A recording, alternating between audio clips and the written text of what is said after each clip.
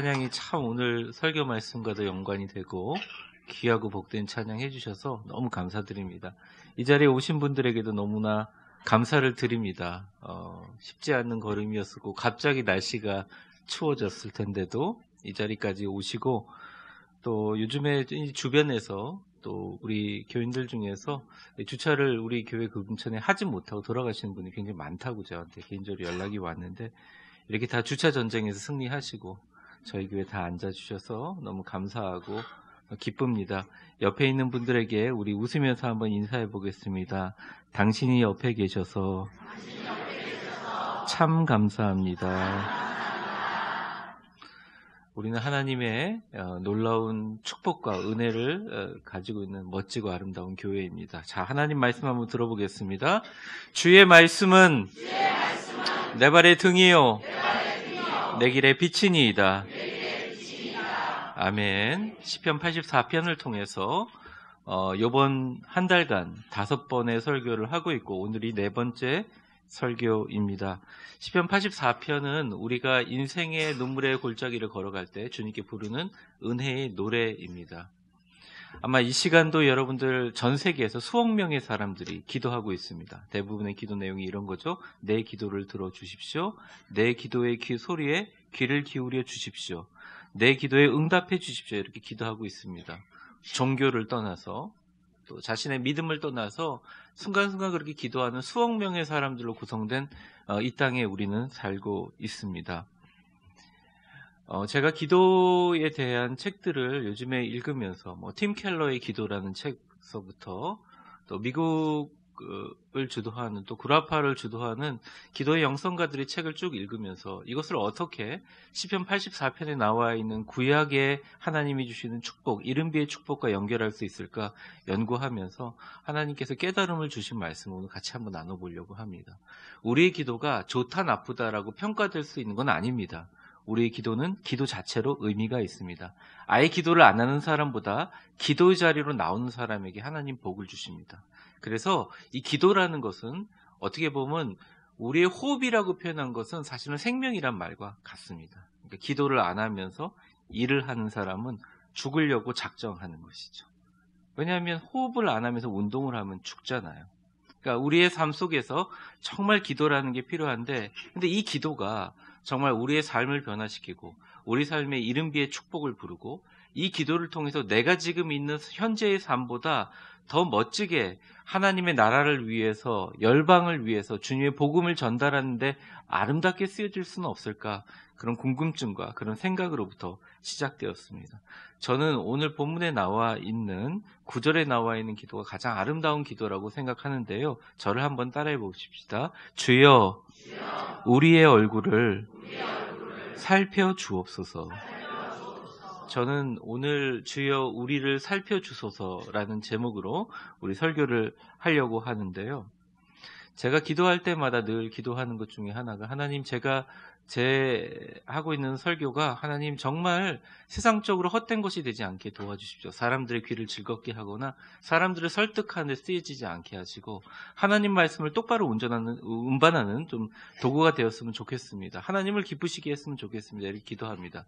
저 개인적인 기도긴 하지만 그 기도 속에는 어떤 마음이 들어있냐면, 나같이 부족하고 연약한 목회자라도 제가 하는 일을 통해서 조금이라도 인생의 순례길을 걸으면서 하나님의 영광이 되고자 하는 하나님의 공의가 왔다 있다는 것이죠. 하나님이 이 땅에 우리의 기도를 들을 때 우리의 기도 속에 들어있는 메시지도 되게 중요하고 컨텐츠도 중요한데, 그거보다 더 중요한 것이 뭐냐면 기도를 하는 우리의 자세의 부분이라는 것입니다. 오늘 본문 8절에 보시면 이렇게 나와 있습니다. 8절 한번 보여주세요. 만군의 하나님 여호와여, 내 기도를 들으소서. 야곱의 하나님이여, 귀를 기울이소서 라고 얘기하고 끝에 뭐라고 나와 있습니까? 셀라라는 말이 있습니다. 여러분, 셀라의 뜻은 많은 학자들이 얘기하지만 공통된 의견은 이겁니다. 셀라는 음절을 높이라라는 것이죠. 그러니까 저는 악보를 잘 볼지 모르지만 악보에 포르테라고 하면 세게 하라는 말이잖아요. 스타카토라고 하면 탁탁탁탁 튀듯이 하라는 말이잖아요. 셀라라는 말은 귀를 기울이소서 하고 낮춰지는 게 아니라 귀를 기울이소서 하고 얘기하는 겁니다. 사람들이 기도할 때 소리를 높이는 경우가 있습니다. 제가 이제 새벽 기도를 하거나 집회를 가면 내용과 상관없이 막 아멘을 하고 우시는 분들이 계세요.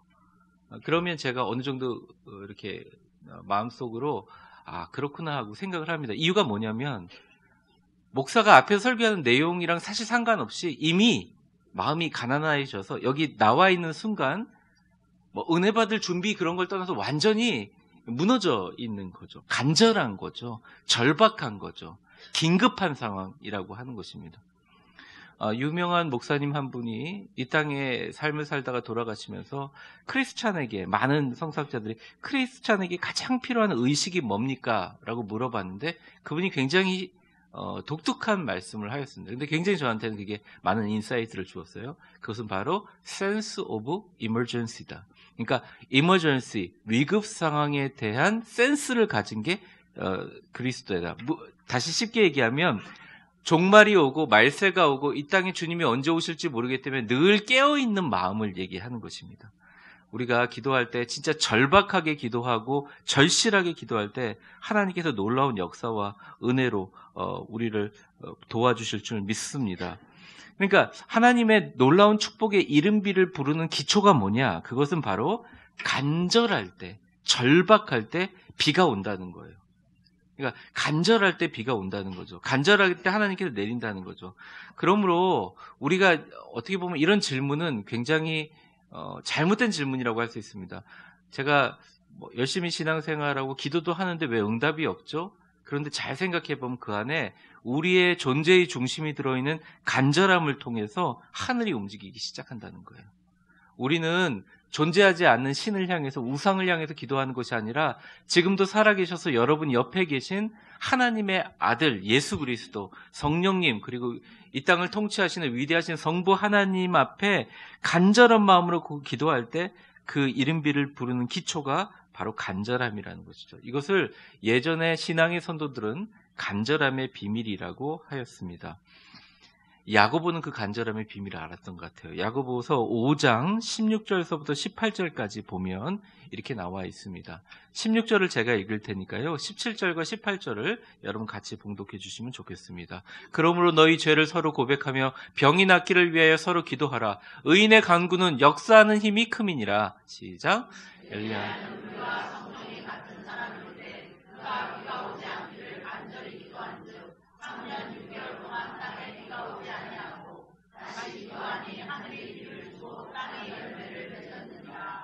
잘 보시면요.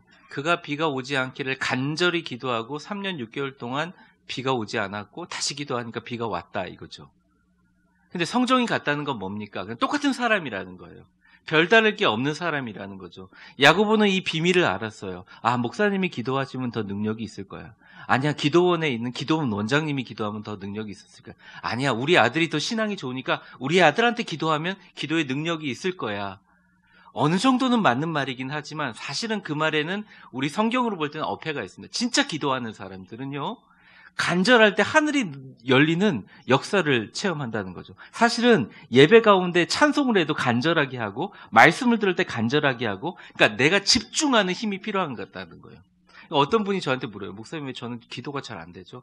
제가 그럼 얘기합니다.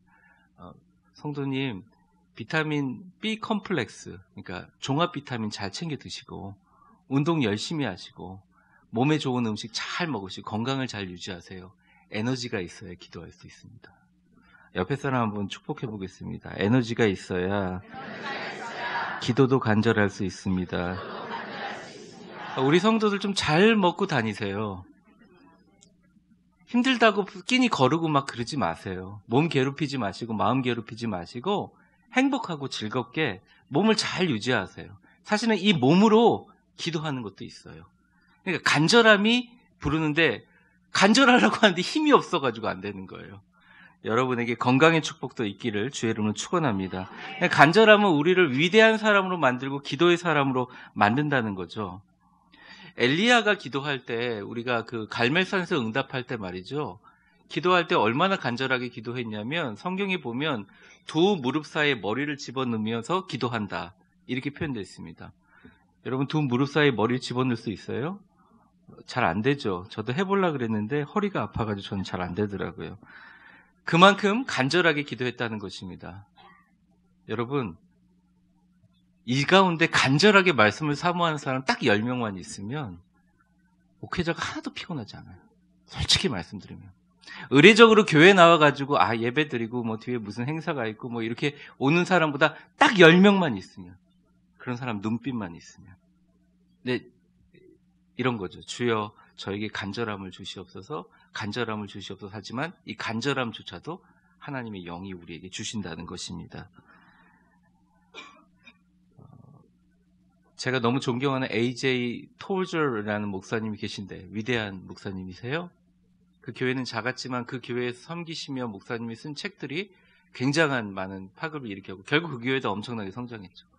그 목사님이 늘 기도를 하셨는데 어떻게 기도하셨냐면 코를 항상 바닥에다 대고 기도했다는 거죠. 근데 그 옛날 미국의 나무교회에서 그 나무 밑에서 얼마나 많은 먼지들이 올라옵니까? 그렇죠? 우리가 마시는 미세먼지보다 더 많은 먼지들을 마시면서 기도하십니다. 그러니까 건강이 늘 안 좋으셨어요. 그래서 목사님이 기도할 때는 다른 사람 누구 지나가는 거 의식이 안 되니까 늘 교인들이 물에 젖은 손수건을 코 밑에다 깔아줬다 그럽니다. 그래서 그게 차가워 그러면 조금씩 깨지고 차가워 그러면 깨졌다는 거예요. 그만큼 간절하게 기도했다는 거죠. 정신을 잃을 정도로 기도했다는 거죠. 여러분, 언제까지 간절하게 기도하는 거 자꾸 미루시려고 그러세요? 기도할 날을 잡으시고 밥 잘 드시고 고기 드시고 힘 좀 내가지고 하룻밤 새우면서 간절하게 자녀를 위해서 기도해 보세요. 기적이 일어납니다. 진짜 기적이 일어납니다. 여러분의 삶을 바꿀 뭔가 힌트와, 자동차 앞에 헤드라이트가 90m밖에 안 비치지만 그 자동차 불빛을 켜면서 수천 킬로를 달리듯이 그 앞에 빛나는 빛을 우리에게 보여주세요. 간절함을 회복하시기를 주의 이름으로 축원합니다. 이게 기초예요. 그러니까 목사님 감사가 있는데 왜 이른 비가 내리지 않죠? 저는 신앙생활하는데 왜 이른 비가 내리지 아니에요. 간절함이 있을 때 우리에게 놀라운 역사가 일어나게 된다는 것입니다. 그런데 이 간절하게 기도하면서 이른 비가 내리는데 우리에게 두 가지 형태로 하나님께서 축복을 주신다는 거예요. 특별히 순례자에게는 두 가지 축복을 주시는데 첫 번째는 귀를 통해서, 우리의 청각기관을 통해서 하나님께서 복을 주신다는 것입니다. 제가 이 성경을 들면서 주의 말씀은 내 발의 등이요 내 길의 빛이니이다 선포되는 이 말씀이 음성이라는 형태로, 때로는 공식적인 이런 마이크로 나오는 음성이 아니라 우리 삶 속에 들리는 세미한 음성으로 나타나기 시작한다는 것이죠. 수시로 나에게 속삭이는 하나님의 음성이 순례길을 걸어가는 사람들에게 엄청난 축복이 된다는 것입니다. 수많은 사람들은 각자의 목소리를 내고 각자의 뱉어내는 의견들, 수없이 의미 없는 소음들 속에서 우리는 현대인들은 살아가고 있습니다. 그렇지만 그 속에서 나를 향한 진짜 음성이 들리기 시작한다는 것이에요. 바로 나에게 속삭이는 하나님의 음성. 슬플 때나 기쁠 때나 당황할 때나 외로울 때나 우울할 때나 무료할 때 나에게 진우가 정목사야, 아무개 집사야, 아무개 권사야 이렇게 속삭이는 아무개 성도야, 아무개야 하나님의 음성이 우리에게 이른비의 축복이라는 것입니다. 그래서 이른비의 축복이 처음에 나타나는 현상은 귀로부터 와요. 그래서 여러분들 이렇게 우리는 이렇게 생각하잖아요. 예를 들어서 자녀가 합격하게 해달라고 기도했는데 합격 통지서가 오면 응답받았다 이러잖아요. 사실은 성경에 나와 있는 모든 위인들의 응답 방식은 합격이 먼저가 아니라 귀로 먼저 들려주고 되겠구나라는 마음이 들려요. 여러분에게 되겠구나라는 순간들이 넘치시기를 주의 이름으로 축원합니다. 그게 생기면 앞으로 이어질 응답은 시간의 문제라는 것이죠. 문제는 되겠구나라는 그 단계로 넘어가 있는데 내 마음이 너무 힘들어서 간절함이 사라지고 내 마음이 너무 아파서 주님 앞에 나가는 것이 막혀있는 게 문제지, 주님을 만나서 간절함으로 승부를 봐서 되겠구나라고 하는 음성을 듣는 데까지가 너무나 힘들지만 그것이 바로 축복이라는 것입니다. 예수님이 이것에 대해서, 이 비밀에 대해서 얘기해 주세요. 예수님이 제자들을 바닷가에서 이렇게 강연하시면서 제자들의 마음속에 궁금증이 가득했습니다. 왜 예수님은 내가 보기에 너무 훌륭하고 귀한 랍비이고 정말 많은 사람에게 엄청난 영향력을 주는 말씀을 전하고 있는데 왜 바리새인들과 사두개인들은 자꾸 듣지를 못하는가라고 얘기했을 때 예수님이 굉장히 뼈아픈 말씀을 하세요. 그게 마태복음 13장 4절에서 16절까지의 말씀입니다. 제가 14절을 한번 읽어볼게요. 이사야의 예언이 그들에게 이루어졌으니 일렀으되 너희가 듣기는 들어도 깨닫지 못할 것이요 보기는 보아도 알지 못하리라 라고 할 때 여기 너희는 제자들입니다. 이사야의 예언이 뭡니까? 한번 저를 따라해 보세요. 이사야에서 7장 14절인데 저를 한번 따라해 보십시오. 처녀가 잉태하여 아들을 낳으리니 그 이름을 임마누엘이라 하라. 그러니까 그 예언이 이루어진 게 누구예요? 지금 제자들 앞에 바닷가에 앉아서 강연하는 예수님이잖아요. 예수님의 예언이 지금 그대로 이루어졌는데 예수님을 봐도 예수님께 말씀을 들어도 너희는 깨닫지도 못하고 듣지도 못하고 알지도 못할 것이다 라고 얘기를 해요. 실제로 제자들이 그랬습니다. 나중에 예수님 돌아가시고 성령을 받아서 깨닫게 되었죠. 근데 15절에 보면 제자들의 마음속에 있는 왜 예수님의 말씀에 받아들이지 않을까 하는 사두개인들과 바리새인들과 그 당시 헤롯 당과 종교 지도자들에 대한 얘기가 나와요. 15절을 같이 한번 읽어보겠습니다. 시작. 이 백성들의 마음이 완악하여졌어. 그 귀는 듣기에 둔하고 눈은 감았으니 이는 눈으로 보고 귀로 듣고 마음으로 깨달아. 그러니까 얼마나 기가 막힌 이야기입니까? 그 사람들 내용은 알아요. 이 사람이 적어도 하나님의 아들까지는 안 믿지만 하나님의 음성을 얘기하는 걸 알아요. 예수님의 음성이 예수님의 말씀과 교훈이 힘이 있다는 걸 알아요. 그래서 백성들을 두려워해요. 그런데도 혹시나 이는 눈으로 귀로 듣고 마음으로 깨달아 돌이켜 이 네 개가 누구예요? 예수님께 그들이 고침을 받을까 두려워함으로 안 받아들인다는 거예요.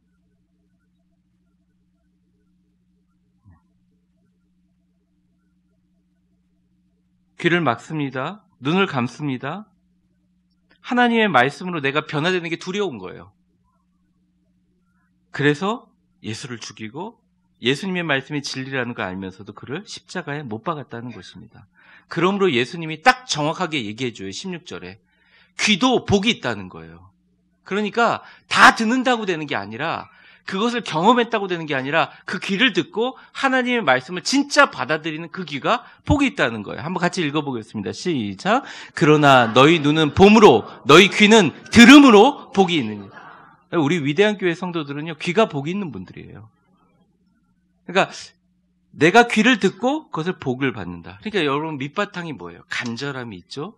예수님이 얘기한 팔복이 뭐예요? 심령이 가난한 자는 복이 있나니 마음이 청결한 자는 복이 있나니 온유한 자는 복이 있나니. 온유, 마음이 청결한 것, 심령이 가난한 것 모두 다 무엇을 얘기하느냐? 하나님 말씀이 들을 때 우리가 받아들이는 마음의 상태를 얘기하는 것입니다.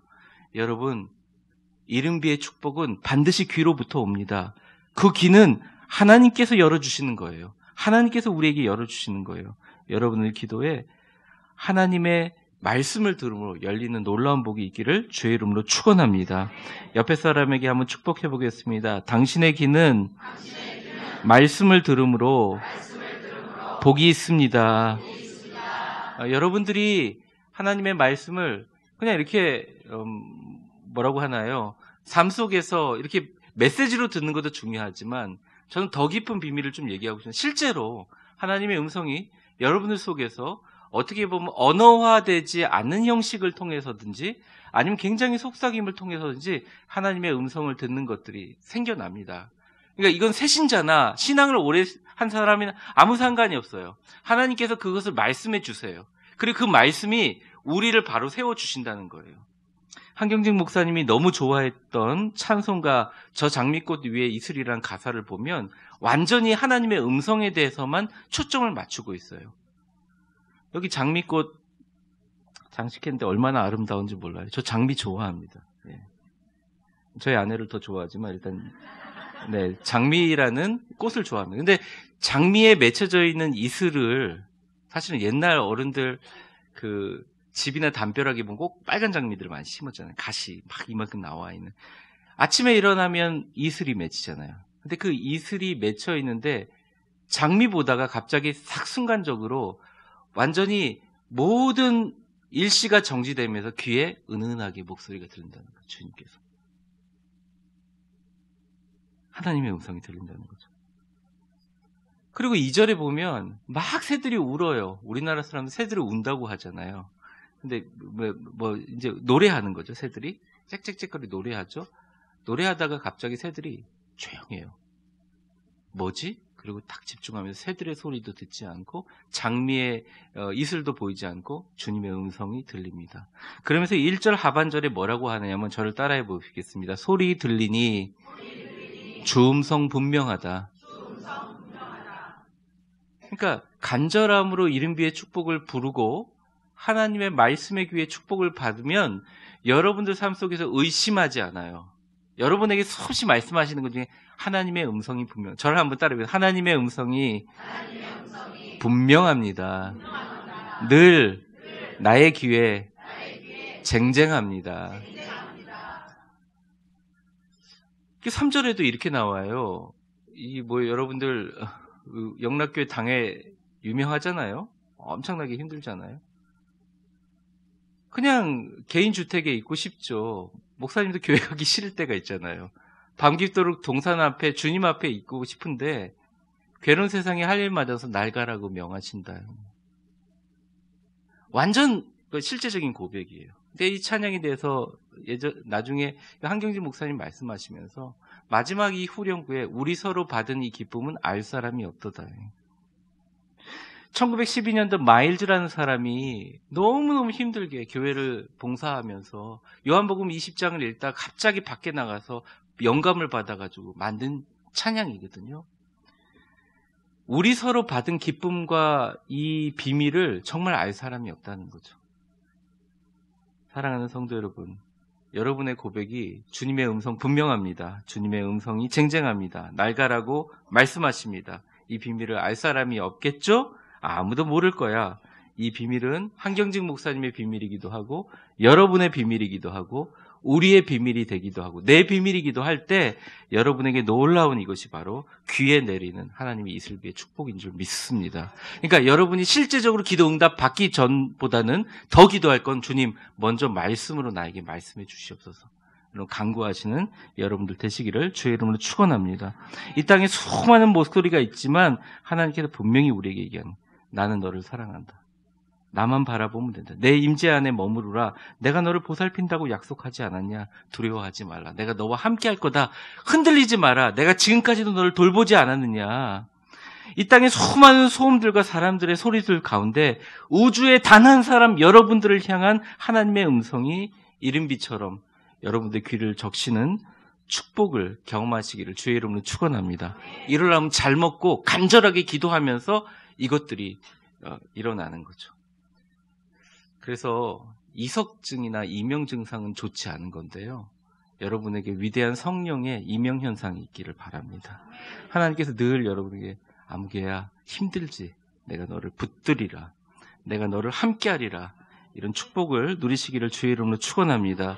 이 말씀이 들어지고 우리의 귀가 복이 되게 되면 자연적으로 일어나는 현상들이 하나님의 영광의 빛에 대해서 구분하게 되고 그 영광의 빛이 내 얼굴에 비춰서 내 얼굴조차도 다른 사람을 비추는 빛이 된다는 거예요. 저를 한번 따라해 보겠습니다. 순례자의 얼굴을 비추는 이른비의 축복이 있게 하여 주시옵소서. 저는 이 땅의 가장 위대한 기도가 이런 기도 같아요. 하나님 나의 얼굴을 살펴주시옵소서. 이 9절에 나와 있는 내용인데 9절을 한번 보겠습니다. 같이 한번 읽겠습니다. 시작. 우리의 방패신 하나님이시여 주께서 기름 부은 자의 얼굴을 살펴보옵소서. 기름 부으신 자의 얼굴이 뭐냐? 여러분 기름이라는 게 뭔지 아시죠? 우리가 생각하는 식용유나 콩기름이나 포도씨유 이런 게 아니라 진짜 당시에 기름 부었다는 것 자체가 여러분 그리스도라는 말 뜻 자체가 크리스토스라는 말이 사람인데 어떤 사람이냐? 기름을 부음 받은 사람을 크리스토스라고 발음해요. 그러니까 이 기름 부은 사람들이 어떤 사람이냐? 기름 부은 사람들은 어떤 사람이냐? 왕이었어요. 제사장이었어요. 그리고 하나님과 연관된 사람입니다. 예를 들어 이런 겁니다. 왕으로 즉위식하기 2주 전에 기름을 붓습니다. 그 당시에 나단 선지자 또 사무엘 선지자가 다윗에게 기름을 부었죠. 너는 왕이 될 사람이다. 기름 붓습니다. 근데 기름이 양이 적어도 되게 비싸요. 그 기름이 어떤 기름이냐? 예수님이 예전에 그 막달라 마리아가 옥합을 깨가지고 예수님한테 머리서부터 갖다 부은 그 기름이에요. 6천만 원에서 8천만 원 정도 하는 거예요. 엄청나게 비싼 향유라고 하죠. 근데 그 향유는 왜 비싸냐? 향기가 오래 가요. 저도 향수 잘 안 뿌리지만 가끔 어쩔 수 없이 모임에 가서 향수를 한번 칙 뿌리는데 얼마 가지 않아요. 좋은 향수 있으면 소개를 한번 해주십시오. 근데 그 향수는 2주 동안 반경 1.2km 있는 모든 사람에게 그 향이 은은하게 나타나요. 송백향이라고 하기도 하고 백향목 나무에서 나오는 향이라고 하고 우리가 생각하는 편백나무 향 같은 향이 나요. 근데 그 향이 1.2km 그 근방에 나요. 그러니까 이 사람이 시장에 가도 그 향기가 나고요. 그 사람이 보좌에 앉아 있어도 그 향기가 나요. 그 방에 들어가고 나가는 사람들 다 향기가 나요. 그 향기를 보면서 그 사람이 기름 부은 자구나 이렇게 생각합니다. 하나님과 연관된. 나시린도 그렇게 기름 부음을 받았고 제사장들도 그런 기름을 부음 받았어요. 근데 이게 지금 옛날에 몇천 년 전에 시편 84편이 나에게 어떤 의미가 있는가? 그것은 바로 예수 그리스도께서 우리를 위해 십자가에 달려 죽으시면서 보혈을 흘리셔서 보혈의 기름을 우리에게 덮어주셨어요. 성령의 기름을 부어주셨어요. 그래서 우리에게는 예수 그리스도의 피냄새가 나는 거예요. 우리가 스스로 얼마나 의롭습니까? 우리는 얼마나 나쁘고 연약한 것들이 많아요. 그럼에도 불구하고 예수님이 우리를 의롭다 하셨기 때문에 우리가 구원받을 수 있는 거예요. 그렇기 때문에 오늘 본문에 나와 있는 사실은 기름 부은 자의 얼굴을 살펴주옵소서라는 말은 저를 한번 따라해 보세요. 이 땅에 교회를 다니는 모든 그리스도인의 얼굴을 살펴주옵소서. 여러분, 얼굴을 살펴주옵소서라는 뜻은 조금 해석이 어려운데요. 간단하게 말하면 이런 겁니다. 여러분, 제가 여러분들 보고 제 얼굴 좀 살펴주십시오 이러면 여러분들 어떤 마음이 들어요? 목사님 왜 내 얼굴 보라 그러나? 그렇게 생각 들죠. 제가 오늘 진짜 거의 한 번도 안 발라본 비비크림을 한번 발라보려고 눈 밑에 다크서클을 좀 지워보려고 한번 발랐다가 갑자기 얼굴이 카부키 화장처럼 돼서 얼른 막 지웠어요. 얼굴 세수하면서 막 지웠어요. 그러니까 제가 만약 하나님께 기도하면 하나님 제 얼굴 한번 살펴주십시오. 제가 뭐 묻었습니까? 이런 의미로 받아들일 수도 있고 또 어떤 분들은 하나님 제 얼굴이 너무 상했으니까 제 얼굴에 비비크림 같이 빛나는 향을 발라주세요. 이렇게 해석할 수도 있는데 사실은 이 본문의 해석은 우리가 순례길을 걸어가면서 너무너무 힘들지만 우리의 얼굴을 빛나게 하는 본질이 뭐냐? 하나님의 영광이 비친 것을 너무 알기 때문에 하나님 두 가지 의미가 답변합니다. 우리가 순례길을 걸어갈 때 내 얼굴이 어두워지지 않는지 주님 당신의 얼굴을 나한테 비춰주십시오. 주님 제가 이 땅에 걸어가면서 제가 제 얼굴이 정말 빛나고 있는데 너무 감사합니다. 하나님 내 얼굴 이렇게 잘 빛나고 있지요? 감사하니까 제 얼굴 좀 한번 봐주세요. 이 두 가지 의미가 동일하게 이 본문 안에 들어가 있다는 것입니다. 사실은 얼굴은 우리에게 많은 이야기를 해주고 있습니다. 그러니까 나이를 초월해서 그 사람의 얼굴을 보면 그 사람의 인생을 알 수 있다는 것이죠.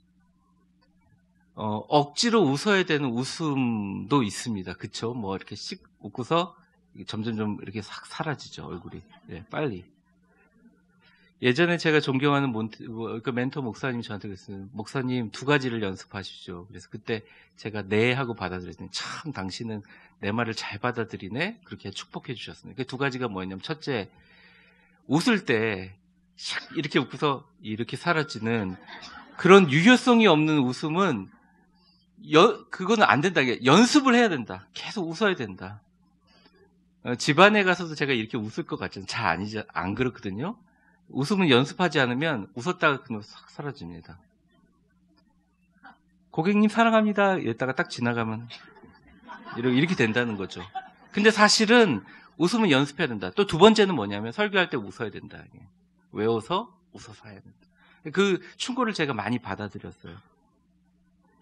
제가 91년부터 목회를 하면서 28년째인데 실제로 가끔 해처럼 빛나는 웃음을 가지고 있는 분들이 있어요. 강단에서.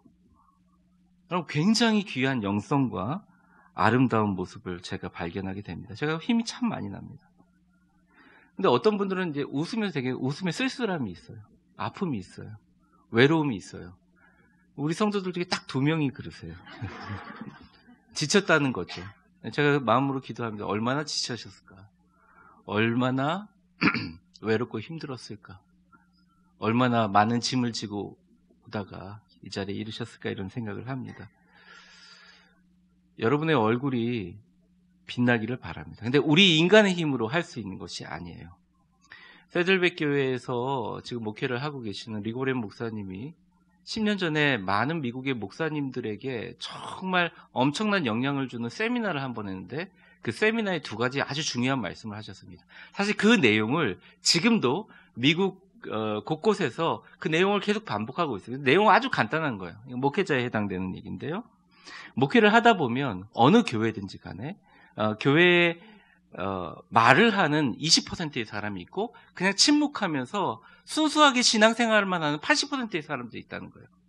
근데 자신이 목회를 하면서 보니까 대부분의 사람들은 말을 하고 소리를 내는 20%의 사람에게 신경을 쓰다 보니까 교회가 자꾸 안 되는 거예요. 목회자가 그거에 너무 신경을 쓰면 반드시, 그러니까 그분의 얘기는 전 직접 들었으니까 실패한다는 거예요. 이건 어느 목회자나 어느 교회나 세계 어느 나라나 예외가 없다는 것입니다. 하지만 반대로 조용히 그냥 교회에 참석하고 아무 말도 하지 않고 그냥 신앙의 목적과 진정으로 영성과 은혜를 사모하는 80%의 교인들이 있는데 그 교인들이 때로는 목회자가 힘들 때도 침묵하고 기쁠 때도 침묵하고 그냥 여러분들 침묵하고 악수하고 그냥 가잖아요. 그렇다고 목사님이 지칠 필요가 없다는 거예요. 목회자는 그 80%를 보면서 목회하면 반드시 그 목회는 성공한다는 것입니다. 아마 여러분들이 그런 분들이라고 생각해요. 그래서 그 얘기를 하시면서 이런 얘기를 했어요. 설교할 때 가장 위대한 설교자가 되고 싶으면 진짜 설교자를 바라보면서 하나님의 영광의 빛을 받아 웃는 사람과 눈을 맞추면서 설교해라. 그러면 당신도 빛나게 될 것이고 성령님께서 당신의 얼굴을 주님께서 빛나게 하실 것이다. 바로 얼굴이 얼굴을 빛나게 한다는 것입니다. 여러분, 이런 분들이 있죠. 제가 어릴 적에 저희 아버지가 직장에서 퇴근하시고 돌아오시고 문을 탁 여시면 저희 모든 가족들이 얼굴이 싹 굳어집니다. 전부 다 이렇게 조도가 싹 내려갑니다. 그리고 아버님이 방에 들어가서 문을 잠그고 신문 읽으실 때까지 소리를 내면 안 돼요. 발끝을 이렇게 걸어야 돼요. 그래서 제가 그 생각했습니다. 아이 결혼하면 내가 집에서 맨날 웃어야지. 이게 실제로 되지 않아요. 여러분들 이런 분들이 있습니까? 남편이 정말 고생하고 돌아왔어요. 근데 부인이 이제 기다리고 있죠. 밥 해놓고 기다리고 있는데 남편이 얼마나 힘드니까 얼굴이 어두워가지고 왔을 거 아니에요. 다크서클도 있고 뭐 인상도 쓰고 오셨을 거 아니에요. 그런데 보면서 어휴 왜 이렇게 저렇게 얼굴을 저렇게 하고 와? 그러면서 어두운 얼굴을 하면 둘 다 완전히 진흙탕이 돼버리는 거예요. 어둠이 돼버리는 거예요. 그런데 남편이 이렇게 얼굴을 이러고 올 때 아유 얼마나 밖에서 고생했으면 저럴까. 여보 당신 너무 아유 사랑해요 이런 말은 좀 닭살스럽긴 한데 여보 당신 진짜 너무너무 수고했어요. 이러면서 환하게 웃어주는 그런 가정이 있으면 그 가정이 그거 보면서 부모들이 둘이 웃는 거 보면서 자녀들이 남사스러워라 이런 게 아니라 자녀들도 얼굴도 밝아진다는 거예요.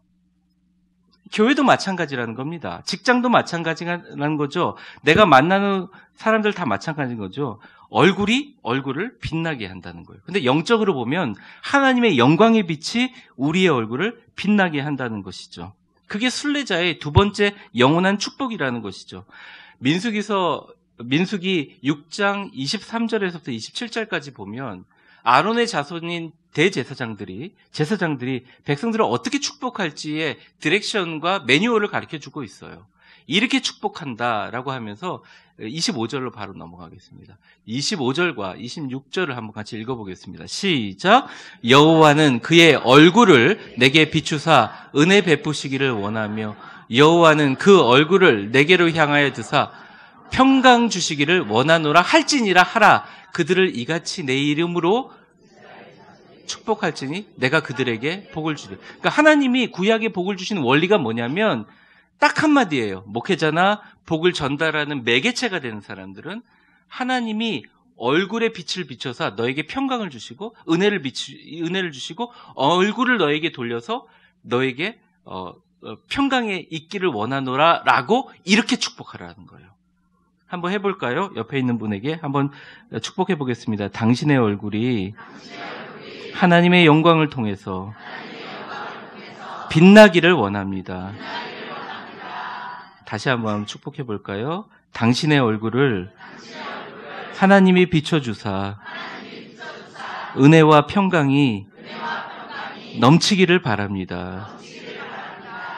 그러니까 사실은 순례자가 천국 갈 때까지 가장 하는 귀한 축복은 내가 하나님의 영광을 보게 하옵소서 이런 말도 중요하지만 하나님 내 얼굴 좀 살펴주십시오. 내 얼굴이 정말 주님의 영광으로 빛나고 있습니까? 주여 우리의 얼굴을 좀 살펴주십시오. 내 영혼이 지금 주님의 은혜로 빛나서 내 얼굴에 나타나고 있습니까? 내 얼굴의 영광의 빛이 다른 사람들을 자극하고 다른 사람들에게 빛을 비추고 있습니까? 라고 점검하는 것이라는 거죠. 스데반 집사가 죽기 전에 얼마나 많은 고통을 당했을까요? 그 당시에 종교를 가지고 집단 가운데 정치 세력으로 하나님 정말 섬기고 그리스도의 복음 전한다고 죽이려고 하는 사람들, 돌을 든 사람 앞에서 그 광경을 바라보고 있던 기록했던 누가라는 사람이 사도행전에 이렇게 기록합니다. 사도행전 6장 15절 같이 한번 읽어보겠습니다. 시작.